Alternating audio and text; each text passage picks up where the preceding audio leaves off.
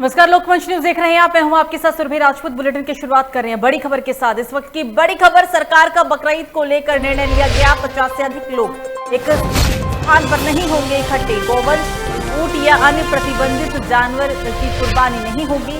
कुर्बानी का कार्य सार्वजनिक स्थान पर नहीं किया जाएगा। देश भर में बकरीद की तैयारी जोरों से है, लेकिन इस सबके बीच सरकार का बकरीद को लेकर फैसला सामने आ गया है। कहना है 50 से अधिक एक स्थान पर लोग इकट्ठे नहीं हो सकते हैं और इस दौरान गोवंश, ऊंट या किसी अन्य प्रतिबंधित जानवर की कुर्बानी भी नहीं दी जा सकती है। कुर्बानी का कार्य, जो कुर्बानी का काम होगा, वो सार्वजनिक स्थान पर भी नहीं किया जाएगा। सार्वजनिक स्थान पर कुर्बानी के कार्य को मनाही की गई। गोवंश, ऊंट या फिर अन्य प्रतिबंधित जानवर, उनकी कुर्बानी बकरीद पे नहीं की जाएगी। इसको लेकर निर्णय लिया गया है। 50 से अधिक लोग एक स्थान पर इकट्ठे नहीं हो सकते हैं। कोविड की तीसरी लहर को देखते हुए, कोरोना महामारी के काल को देखते हुए अहम फैसला लिया गया।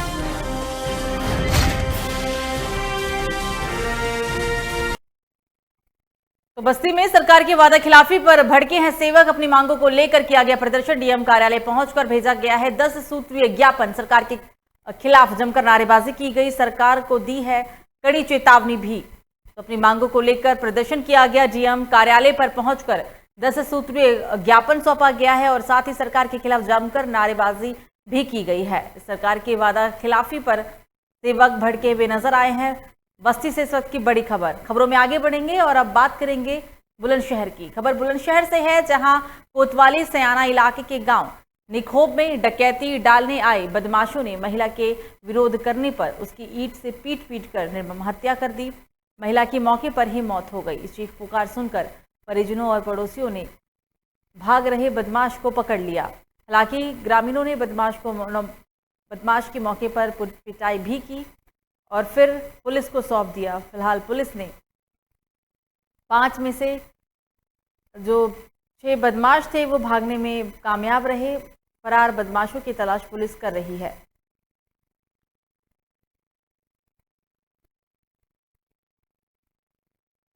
चोरी कर लिया और उसके संग नीर पाट करी और काने का कुंडल खींचने के बाद में उसे जान से मार दिया।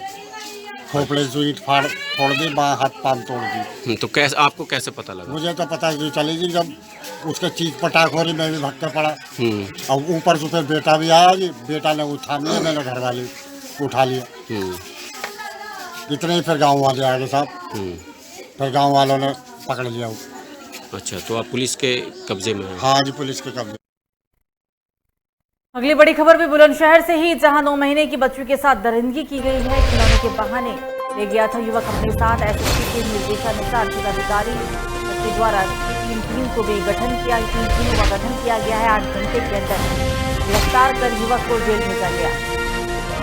सिर्फ 9 महीने की बच्ची के साथ दरिंदगी का मामला बुलंदशहर से सामने आया है। खिलौने के बहाने युवक बच्ची को अपने साथ ले गया था। एसएसपी के निर्देशानुसार इस अधिकारी ने 3 टीमों का गठन किया और सिर्फ 8 घंटे के अंदर ही युवक को गिरफ्तार कर जेल भेज दिया गया।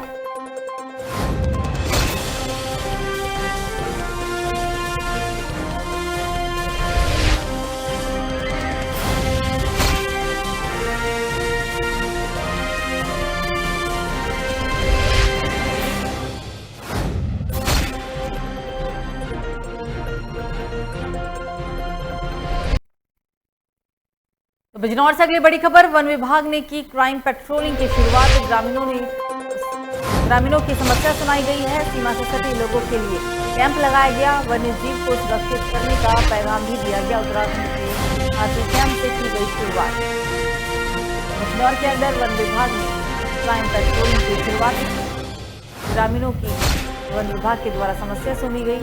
सीमा से सटे लोगों को कैंप में बुलाया गया। वन्य जीव को सुरक्षित करने का इसमें संदेश भी दिया गया है और इस कैंप की शुरुआत उत्तराखंड के हाथी कैंप से की गई है।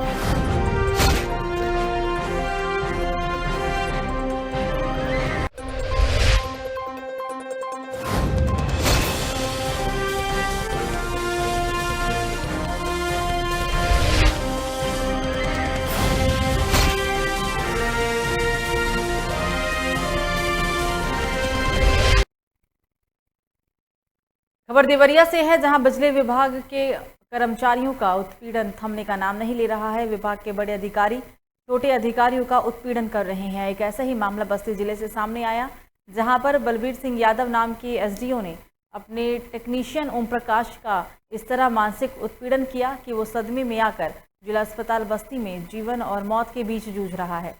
इस घटना से देवरिया जिले के सभी टेक्नीशियन कर्मचारी भी एसडीओ के खिलाफ लामबंद होकर अपने कार्य का बहिष्कार कर अधीक्षण अभियंता के कार्यालय पर धरने पर बैठे हुए हैं। उनकी मांग है कि ओम प्रकाश का उत्पीड़न करने वाले दोषी एसडीओ के खिलाफ तत्काल कार्रवाई की जानी चाहिए, नहीं तो ये आंदोलन और उग्र रूप ले लेगा। हम लोग टेक्नीशियन पद के कर्मचारी हैं, टेक्निकल कर्मचारी हैं। हम लोगों की समस्याएं अनेक थी, जिसके संदर्भ में 29/1/2021 को हम लोगों की बात वार्ता हुई थी बनारस में प्रबंधन से। वार्ता में सभी मांगों पर सहमति बनी थी और उनके द्वारा समस्त अधीक्षण अभियंता एवं मुख्य अभियंताओं को लिखित में भेजा गया था कि इन समस्याओं का समाधान आपने अपने स्तर से समाधान कर दें, परंतु उस पर किसी भी प्रकार की कार्रवाई नहीं हुई। विगत कुछ दिनों से बस्ती के उपखंड अधिकारी श्री बलबीर सिंह यादव जी के द्वारा एक टेक्नीशियन को मानसिक रूप से प्रताड़ित किया जा रहा था। प्रताड़ना इतना अधिक हो गया कि वो कर्मचारी हॉस्पिटलाइज है, जीवन और मौत से संघर्ष कर रहा है। उस भ्रष्ट उपखंड अधिकारी के खिलाफ सभी संगठनों ने बारी बारी से अलग अलग आंदोलन किया। उसके खिलाफ एफआईआर भी हुआ है। बलबीर सिंह यादव को सस्पेंड करते हुए उनके खिलाफ जांच बैठा दी जाए और जो भी आवश्यक उनके खिलाफ कार्रवाई हो वो हो जाए। तो खबर ग्रेटर नोएडा से है, जहां पुलिस को बड़ी सफलता हाथ लगी है। पुलिस ने एटीएम मशीनों को गैस कटर से काटकर कैश चोरी करने वाले गिरोह का खुलासा किया। आपको बता दें कि पुलिस ने इस दौरान मेवाती गैंग के 3 शातिर बदमाशों को भी गिरफ्तार किया। पुलिस ने इनके कब्जे से एटीएम मशीन से चोरी किए गए 2.5 लाख रुपए, एक मोटरसाइकिल और 2 तमंचा भी बरामद किया है। 3 दिन पहले ही ग्रेटर नोएडा का दनकौर थाना क्षेत्र से एक एटीएम मशीन को काटकर 17,45,000 रुपए की चोरी की गई थी। बताया जा रहा था कि इनका 10 लोगों का गिरोह है, जिसमें अभी भी 7 साथी फरार बताए गए हैं।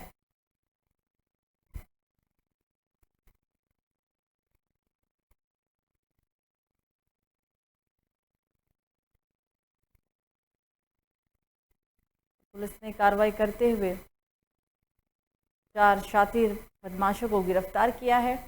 एटीएम मशीनों को गैस कटर से काटकर कैश चोरी करने वाले गिरोह का पुलिस ने भांडाफोड़ किया। पुलिस ने इस दौरान मेवाती गैंग के 3 शातिर बदमाशों को गिरफ्तार किया। इनके गैंग का नाम मेवाती बताया गया।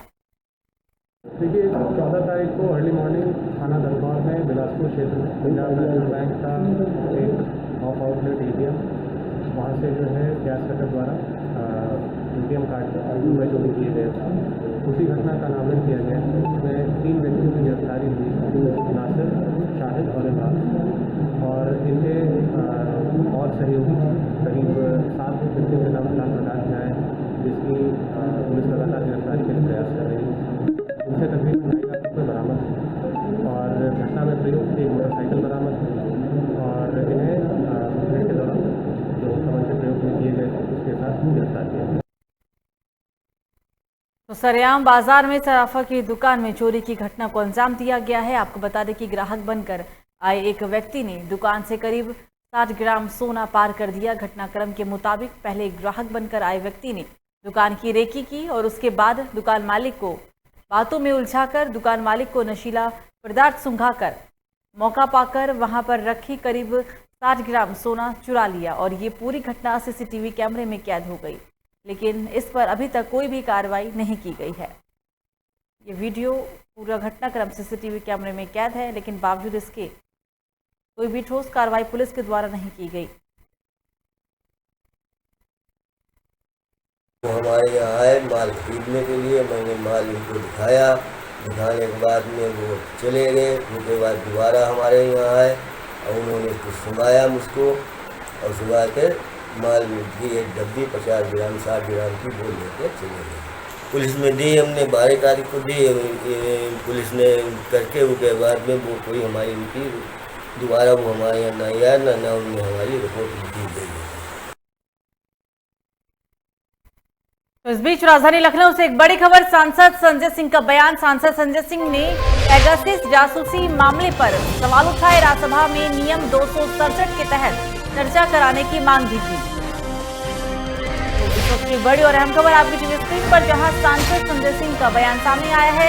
सांसद ने पेगासस जासूसी मामले में कई सवाल उठाए हैं और साथ ही उन्होंने राज्यसभा में नियम 267 के तहत चर्चा कराने की भी मांग की।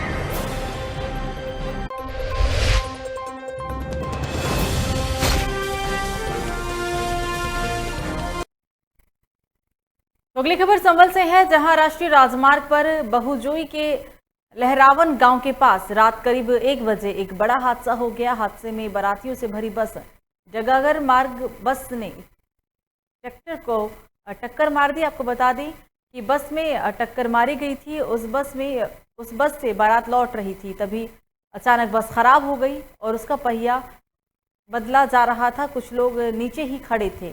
इतने में तेज गति से आई डग्गामार बस उसने जा भिड़ी। हादसे में 7 लोगों की मौत हो गई और 10 लोग घायल हो गए। पुलिस ने घायलों को सामुदायिक स्वास्थ्य केंद्र में भर्ती कराया और जिस बस ने टक्कर मारी वो बस भी सड़क किनारे ही गड्ढे में पलट गई। फिलहाल बस चालक फरार है और परिचालक भी बस का फरार बताया जा रहा है। हादसे में 7 लोगों की जान चली गई, 10 लोग घायल हैं। बारातियों से भरी बस में टक्कर मारी गई थी और इस हादसे में 7 लोगों की दर्दनाक मौत हो गई है। थाना बहजोई के अंतर्गत आज रात को 12 बजे के करीब बहजोई चंदौसी राजमार्ग पर 2 प्राइवेट बसों में टक्कर हुई। इस दुर्घटना में अभी तक प्राप्त जानकारी के अनुसार कुल 7 लोगों की मृत्यु हुई है। वह 8 अन्य लोग जो घायल थे उनको वहां से रेस्क्यू कर लिया गया है और उनकी उपचार CSC बहजोई में चल रहा है। जो मृतक हैं उनके शवों का पोस्टमार्टम व पंचनामा की कार्रवाई की जा रही है। अभियोग पंजीकृत कर लिया गया है, वो अन्य वैधानिक कार्रवाई की जा रही है।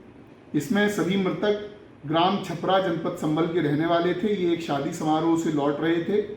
रास्ते में बस का टायर पंचर होने के कारण बस एक किनारे खड़ी थी। इसमें पीछे से दूसरी बस के द्वारा टक्कर मारी गई, जिससे यह दुर्घटना हुई। रेस्क्यू ऑपरेशन पूरा कर लिया गया है। तो यमुना नदी में युवक के डूबने से मौत हो गई। आपको बता दें कि शामली में यमुना नदी में युवक मूर्ति विसर्जन के लिए अपने 3 दोस्तों के साथ गया था और गहरे पानी में वो समा गया, जिससे किनारे पे खड़े लोगों ने शोर मचा दिया। उसके बाद मौके पर पहुंची पुलिस ने प्राइवेट गोताखोरों को यमुना नदी में लगाया। लगभग 1 घंटे बाद युवक का शव यमुना के बाहर निकाला गया। बताया जा रहा है कि मृतक रोहित शामली के सुभाषनगर निवासी दिल्ली में इंजीनियर के रूप में नौकरी किया करता था। युवक के 2 मासूम बच्चे भी बताए जा रहे हैं। यमुना ब्रिज चौकी प्रभारी SI ज्ञानेंद्र सिंह का कहना है कि मृतक के शव को फिलहाल कब्जे में लेते हुए पोस्टमार्टम के लिए भेज दिया है।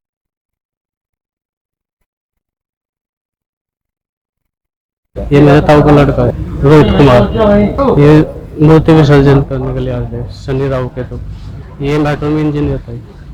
ये 2 बच्चे हैं।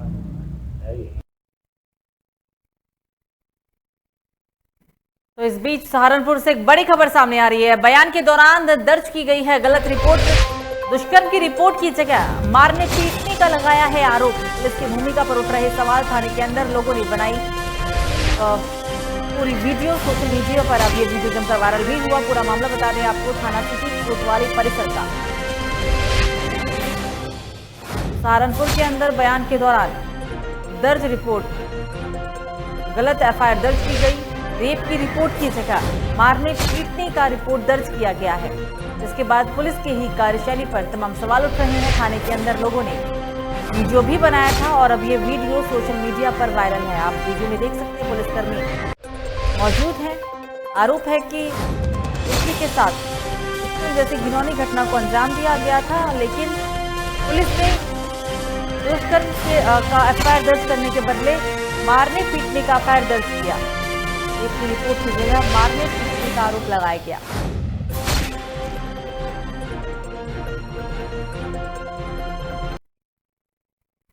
तो केंद्र और प्रदेश सरकार की योजनाओं को गांव-गांव तक पहुंचाने के लिए मुख्यमंत्री ने कवायद शुरू कर दी है। जिले के प्रभारी मंत्री उपेंद्र तिवारी मुख्यमंत्री योगी आदित्यनाथ के निर्देश पर महाराजगंज पहुंचे। वहां फरिंदा ब्लॉक मुख्यालय पर जिले के आलाधिकारियों के साथ उन्होंने बैठक की। बैठक के दौरान प्रभारी मंत्री ने जिले में भाजपा अधिकारियों को केंद्र एवं राज्य सरकार की योजनाओं को जन जन तक पहुंचाने के निर्देश दिए। इसके साथ ही प्रभारी मंत्री ने महाराजगंज के जिलाधिकारी एवं पुलिस अधीक्षक को निर्देश देते हुए कहा है कि प्रत्येक व्यक्ति को सरकार की योजनाओं से लाभान्वित किया जाएगा। कानून व्यवस्था को चुस्त दुरुस्त रखने के लिए प्रत्येक व्यक्ति को न्याय मिले, इसके लिए पुलिस अधीक्षक सदैव थानों की मॉनिटरिंग भी करेंगे। बिजली, पानी और जलभराव की समस्या को तुरंत निस्तारित करने के लिए जिलाधिकारी को आवश्यक दिशा निर्देश भी दिए गए। समीक्षा बैठक के बाद प्रभारी मंत्री उपेंद्र तिवारी ने फरिंदा ब्लॉक परिसर में वृक्ष लगाकर पर्यावरण संरक्षण के लिए अन्य लोगों को भी वृक्षारोपण करने की बात कही। उत्तर प्रदेश के सभी प्रभारी मंत्री अपने अपने प्रभार जनपदों के ब्लॉक स्तर और गांव स्तर तक जाकर के हम सबको निरीक्षण करना है कि केंद्र सरकार से लेकर के राज्य सरकार की जितनी भी जन कल्याणकारी योजना है वो कितने तक पहुंच गई और कहाँ जो कुछ कमियां हैं उसको यथाशीघ्र उसको कैसे कंप्लीट किया जाए, इसी को लेकर के ब्लॉक पूरी बैठक थी जिसमें हमारे माननीय विधायक जी थे, हमारे जिलाध्यक्ष थे, डीएम साहब से लेकर कप्तान साहब और जिले के सभी विभागों के प्रमुख अधिकारीगण थे और एक एक चीज़ की समीक्षा हुई। बहुत सी चीज़ें केंद्र सरकार से लेकर राज्य सरकार तक, चाहे वो शौचालय का मामला हो, घर बनाने का मामला हो, चाहे मुफ्त में अनाज देने का मामला हो, चाहे वैक्सीन लगाने का मामला हो, ये सारे काम, वृद्धा विधवा विकलांग पेंशन का मामला हो, बहुत हद तक पहुँची है। जहाँ कुछ थोड़ा बहुत कमी है उसको भी यथाशीघ्र पहुँचाया जाए, इसी के परिप्रेक्ष्य में ब्लॉक स्तर पर। तो फिलहाल बुलेटिन में मुझे दीजिए इजाजत। लोकमंच न्यूज पर खबरों का सिलसिला जारी रहेगा। नमस्कार।